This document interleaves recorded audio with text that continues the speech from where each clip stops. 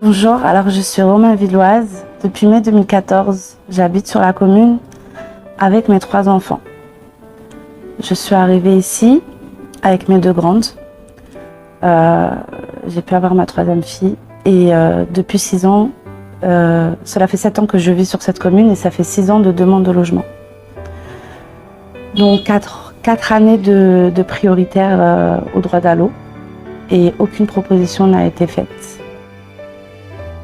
Antérieurement, plusieurs rendez-vous en mairie, des rendez-vous où on promettait des propositions de logement qui arriveraient, que le dossier serait traité, etc. Mais rien n'a été fait. À ce jour, cela fait 1 an qu'il y a une nouvelle équipe d'élus qui connaissent mon dossier depuis leur élection. D'ailleurs, même avant leur élection, j'en avais parlé à monsieur François Léché qui était au courant, qui d'ailleurs m'avait laissé son numéro de portable, etc., qui m'avait rien promis, mais qui devait tenter de voir comment pouvoir arranger les choses.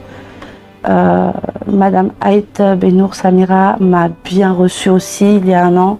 Elle connaît parfaitement mon dossier, qui était elle-même choquée par ma situation, qui date depuis trop longtemps. Et qui malheureusement, jusqu'à ce jour, on me répète sans arrêt qu'il n'y a pas de logement, il n'y a pas de logement type TCAP comme on en a besoin vu qu'on est 4 pour être logé. D'autant plus qu'il y a des logements vides, qu'il y a des personnes qui déménagent, qui sont dans la même situation que moi, voire peut-être plus pire ou moins pire. Enfin, jusqu'à ce jour, le problème c'est qu'il en est que ma santé en a pris un dessus. Ça fait à peu près 2 années que mon ophtalmo m'a annoncé que je perdrais la vue. Donc mon champ visuel rétrécit au fur et à mesure avec le problème de santé antécédent. Ça s'accumule et ce problème de logement est lié aussi à mon aggravation de santé, à la scolarité de mes enfants, à tout ce qui engendre en fait les problèmes liés à ce logement, à l'immeuble qui est pas aux normes. Le gros souci pour arriver dans notre logement et pourquoi on n'a pas pu me transporter plusieurs fois aux urgences. Les escaliers sont très étroits. Le nettoyage des parties communes n'est pas réalisé comme il devrait l'être. Nous n'avons pas de place où mettre les poubelles, donc ça s'entasse ici. Ça s'entasse ici. Il n'y a pas de local à poubelle.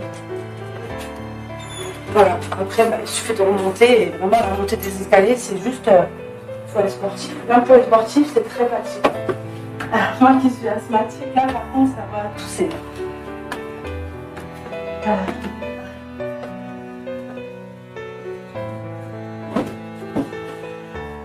Et après, vous avez le dernier problème quand vous arrivez chez moi. Donc là, on arrive dans la pièce principale, là où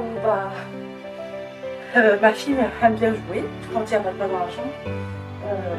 Là où on mange, là où je dors. Donc elle sert de salon, salle à manger et de ma chambre à coucher personnelle. Obligée d'ouvrir le canapé, sauf que comme j'ai des soucis du dos, je me laisse tout enfermer maintenant. Alors la première démarche, puisque j'avais quand même une demande de logement antécédente de 2008 et qui malheureusement arrivait sur la commune de Romainville en 2015, je n'ai pas fait le renouvellement à temps, donc j'ai dû refaire un nouveau dossier au point zéro. Donc ma première demande donc, en 2015 sur la commune de Romainville, 1 an après mon emménagement sur la ville. Après ça, en 2017, vu qu'il n'y avait aucune proposition, j'ai fait la demande de droit d'allô. J'ai été reconnue prioritaire, devant être logée d'urgence au titre de l'article 2 de l'article L 441-2-3 du Code de la construction de l'habitation, dans un logement répondant à nos besoins et à nos capacités. Après ceci, j'ai été convoquée au tribunal administratif de Montreuil, de Montreuil. Après le tribunal administratif, j'ai dû faire un recours au préfet Ensuite, après ce recours au préfet, on en revient à aujourd'hui, la requête de plein contentieux en responsabilité à Monsieur le Président du tribunal administratif de Montreuil. Donc par rapport au préjudice subi depuis plusieurs années et de ne pas avoir eu de proposition de logement. J'ai bien évidemment 2 certificats d'hygiène de la mairie qui se sont déplacés en voyant les lieux. J'ai aussi fait pas mal de recommandés en fait, que ce soit à l'élu du logement, au maire de la commune, au secrétariat de la commission d'ALO, au préfet. Également à mon agence qui me loue cet appartement, mais qui ne fait absolument rien pour les travaux qu'ils doivent effectuer. Jusqu'à ce jour, aucune réponse. Les certificats médicaux, que ce soit du médecin traitant, que ce soit de l'ophtalmo, que ce soit d'autres médecins spécialistes qui me suivent, sont bien dans le dossier et jusqu'à ce jour, avec tout ça, j'ai toujours aucune proposition. Et je continue encore à me battre. Je continue à me battre. Je suis obligée de continuer à faire parler de cette situation pour qu'on puisse enfin un jour me proposer un logement pour que mes filles puissent vivre pleinement leur scolarité, dormir mieux surtout parce qu'on ne dort pas. Habitant même sur la place Carnot, on ne dort pas. Il n'y a pas de répit. On essaie de se rattraper, à se reposer. Des fois la journée, on essaie de se faire des petites siestes. Même les enfants, tellement ils sont fatigués. Pourtant les enfants n'aiment pas faire de sieste. Mais comme ils sont fatigués la nuit, ils n'ont pas le choix. L'élu du logement, je lui envoie encore des mails, des courriers et la réponse est toujours la même. Romainville n'a plus accès au relogement social, que c'était Seine-Saint-Denis Habitat et d'autres bailleurs. Ma réponse est tout simplement, même si l'élu au logement ou le maire de la commune n'a plus la possibilité de reloger, ce serait au moins d'appuyer le dossier et de faire part aux bailleurs sociaux ou Seine-Saint-Denis Habitat, de leur faire part de l'urgence de la situation d'une famille en détresse. Ce serait déjà un grand coup de pouce et ça ferait aussi réagir parce que malgré tout, autant être élu, autant pouvoir utiliser un peu de son pouvoir pour aider les citoyens de la ville. Parce que beaucoup de familles en dehors de Romainville sont relogées par le social dans la ville de Romainville. Mais pourquoi aussi ne pas s'occuper de ces familles-là qui sont dans la commune de Romainville, depuis longtemps d'ailleurs. Et là, c'est la chambre. C'est un peu en désordre parce que j'essaie toujours de ranger. Mais malheureusement, il n'y a pas d'espace. Donc là, vraiment, c'est le ranger au maximum.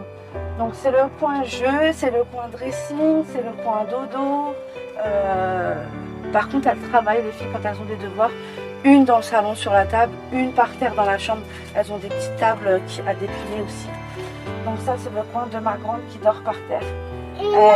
Et puis la petite dernière qui, on lui pose le matelas des fois par terre, des fois elle dort avec sa moyenne sœur en haut, sauf qu'il y a plus de 2 mètres. Et c'est un réel danger en fait. Ça, c'est le coin cuisine. Très étroit. Très étroit, une seule plaque qui fonctionne. On n'a pas le droit de retirer ça vu que c'est par notre bailleur. Alors ça, c'est le coin salle de bain WC. On a à peine 2 mètres carrés. Donc c'est l'engrenage de disputes entre filles, entre mère et fille, puisque c'est le coin le plus demandé et sollicité par des filles. Donc on a la douche et les WC tout de suite collés. On a vraiment très peu d'espace. Même niveau sécurité, pour la plus petite qui a 4 ans et demi, c'est assez complexe. Alors mon message dans tout ça, c'est vraiment de faire appel aux responsables qui s'occupent de octroyer des logements sociaux ou qui auront la possibilité de faire avancer les choses, de nous aider, de nous sauver, nous, cette famille qui a besoin d'un équilibre. Sachez que je conçois qu'il y a beaucoup de familles en détresse dans des situations bien plus terribles que celle-ci. Je ne parlerai pas de mon passé puisque j'ai aussi vécu encore plus pire que cela, mais vraiment on a besoin du soutien. Et on a besoin que les choses se font, que notre dossier soit soient enfin lus et écoutés et aient de droit d'avoir un logement. À savoir que c'est